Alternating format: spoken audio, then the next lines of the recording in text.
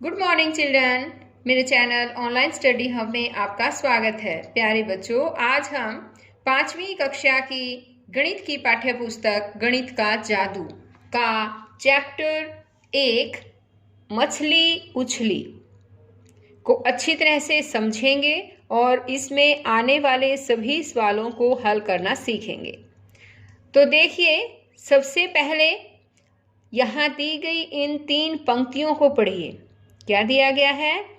गहरे समुद्र में देखो प्यारी सी रंगीन मछलियां तैरती शांति से।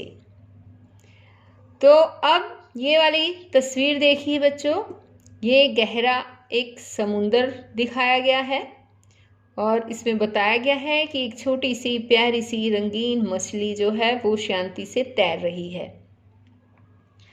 3 पंक्तियों में कही गई इस कविता को हाइकू कहते हैं। तो बच्चों, आपको पता है जो ये 3 पंक्तियों में, पंक्तियों का मतलब होता है लाइनें, 3 लाइनों में जो कविता कही गई है इस कविता को हाइकू कहते हैं। प्रकृति के बारे में इस तरह की कविताएं जापान में लोगों को बहुत पसंद है। एक और हाइकू पढ़ें। एक और हाइकू दे रखा है यहाँ पर, ये देखिए। हाइकू का पता चल गया ना आपको? हाइकू क्या होता है बताओ? 3 पंक्तियों की जो कविता होती है उसको हाइकू कहते हैं।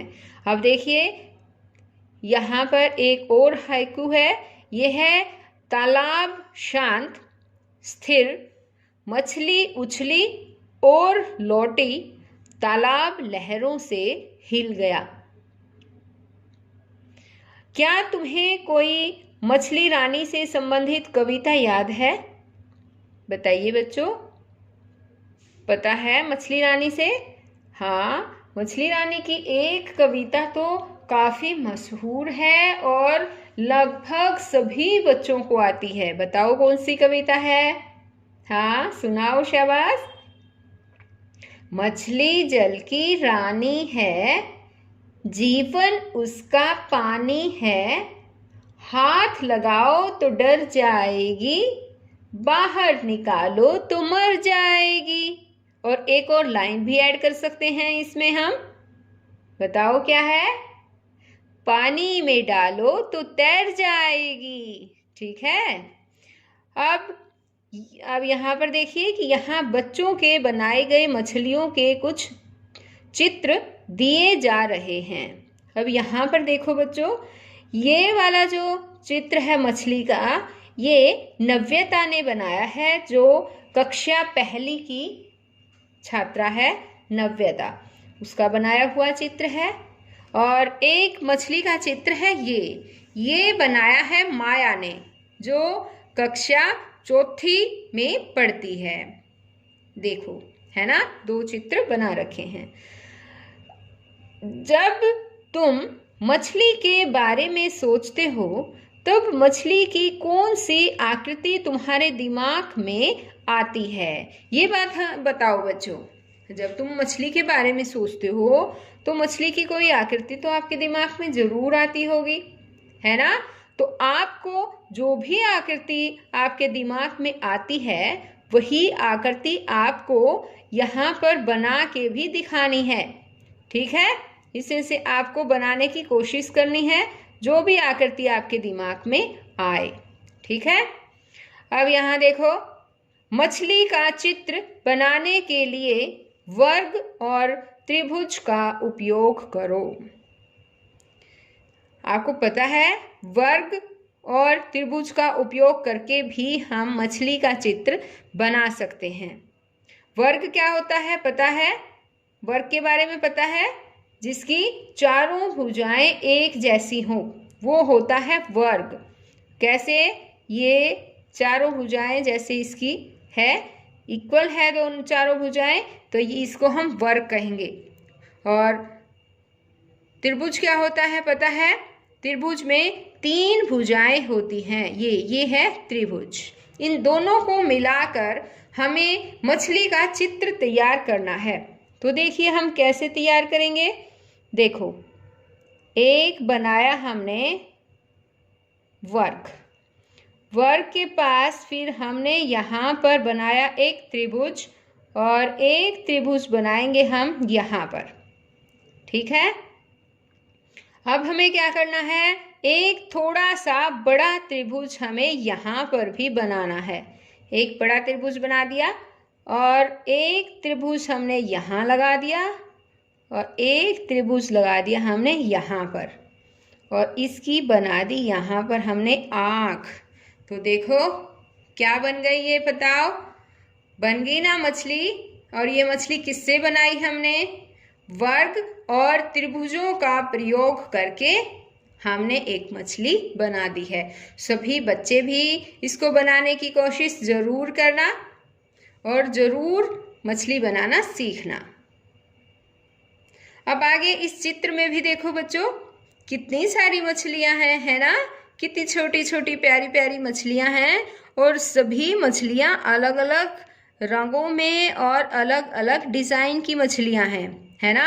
ये वाली मछली देखो कैसे है और ये वाली देखो, है ना। काफ़ी कलरफुल मछलियां हैं और काफ़ी सुंदर लग रही हैं।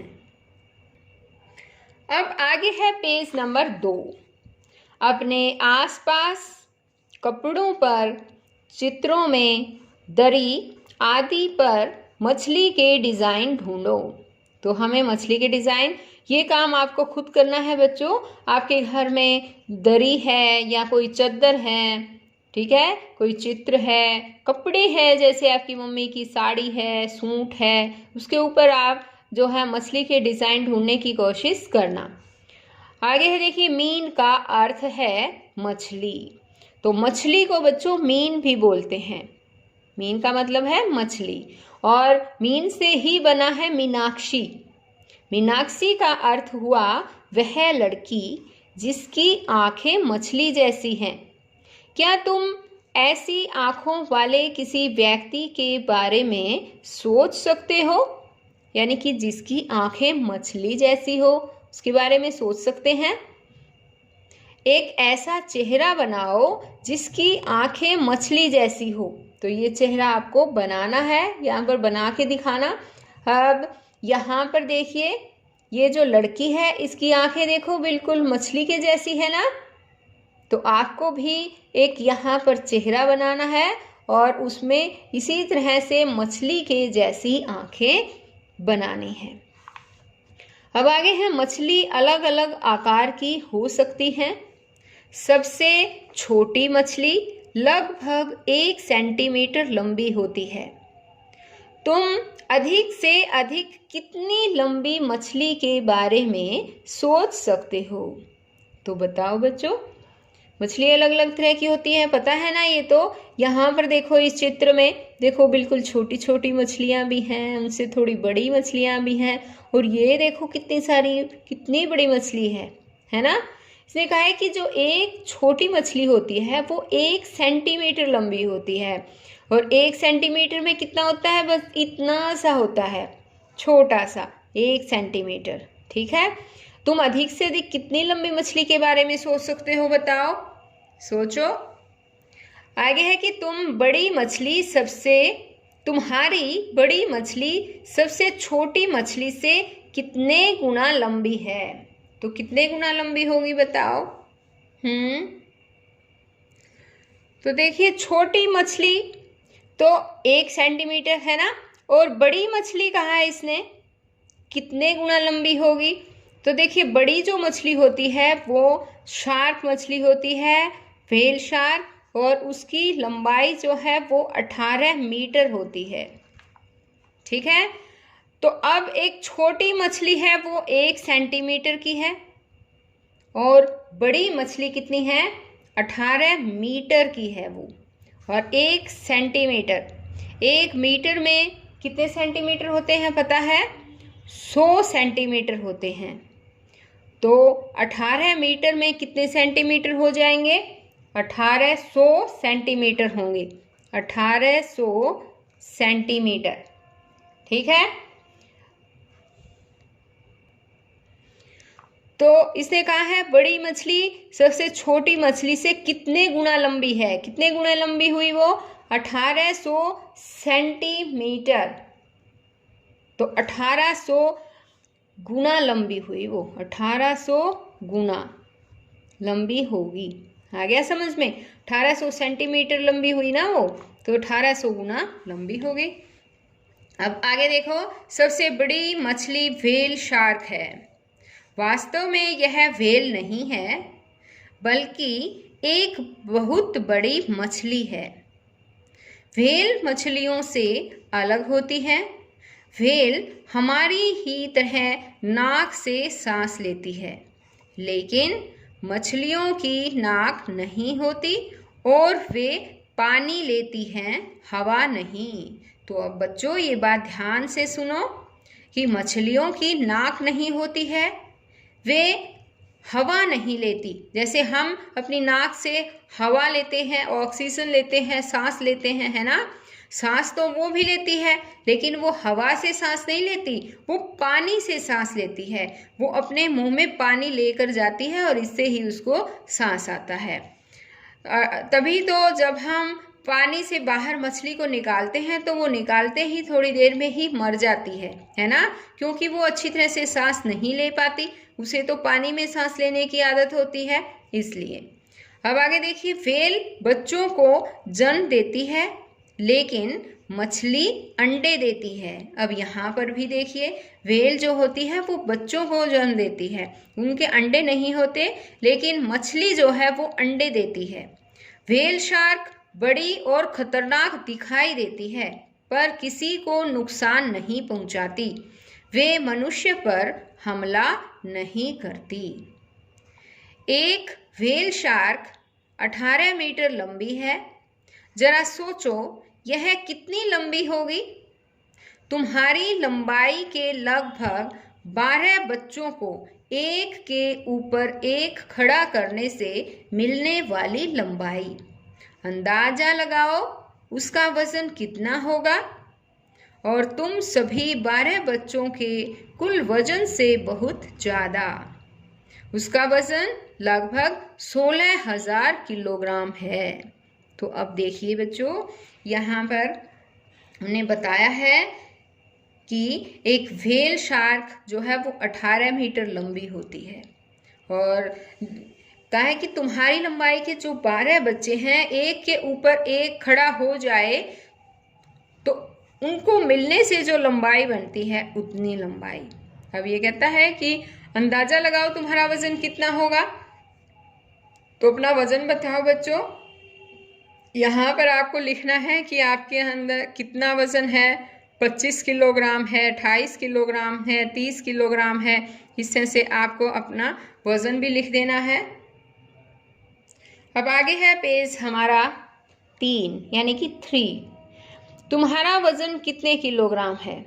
अब यहाँ पर तुम्हारे वजन के लिए पूछा गया है कि कितने ग्राम है। मान लो तुम्हारा वजन है 30 किलोग्राम, ठीक है? जितना भी किलो वजन है तुम्हारा उतना ही यहाँ पर आपको लिख देना है। आगे तुम्हारी ही तरह के 12 बच्चों का कुल वजन लगभग 10 किलोग्राम होगा। तो देखो, तुम्हारी ही तरह के बच्चे होंगे वो, तो 12 बच्चों का वजन कितना हो जाएगा पता है तुम्हें? 12 गुणा 30 गुणा कर देंगे हम इसको, कितना हो जाएगा? 360 किलोग्राम हो जाएगा, ठीक है? 360 किलोग्राम होगा। अब आगे कहा इसने कि व्हेल शार्क का वजन तुम्हारे जैसे 12 बच्चों के कुल वजन से लगभग कितना ज़्यादा होगा। तो व्हेल शार्क का वजन कितना बताया था अभी? उसका वजन 16,000 किलोग्राम बताया था। और तुम्हारे जैसे 12 बच्चों का वजन कितना है? 360 किलोग्राम, है ना? 360। तो कितना ज़्यादा होगा? क्या करेंगे हम? इसमें से ये माइनस कर देंगे, तो घटाओ। तो देखिए, ये हमने घटा दिया है, ये आ गया है 15,640। और हम यहाँ पर फिर लिख देंगे कि व्हेल शार्क का वजन तुम्हारे जैसे 12 बच्चों के कुल वजन से लगभग 15,640 किलोग्राम ज़्यादा होगा। अब देखिए बच्चों, यहाँ है मछली की पूंछ।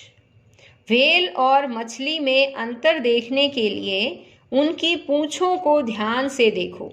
यहाँ पर देखो, इनकी ये है पूंछ दोनों की, है ना। तुम देख सकते हो कि मछली की पूंछ उसके शरीर पर सीधी खड़ी होती है।